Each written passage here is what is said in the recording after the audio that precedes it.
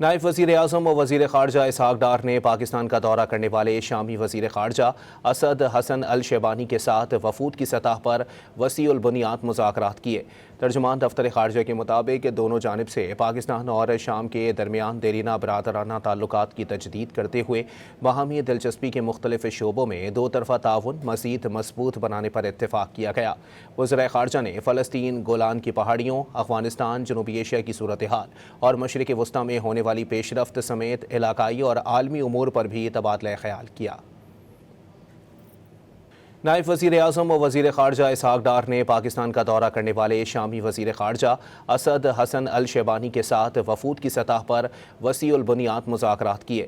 ترجمان دفتر خارجہ کے مطابق دونوں جانب سے پاکستان اور شام کے درمیان دیرینہ برادرانہ تعلقات کی تجدید کرتے ہوئے باہمی دلچسپی کے مختلف شعبوں میں دو طرفہ تعاون مزید مضبوط بنانے پر اتفاق کیا گیا۔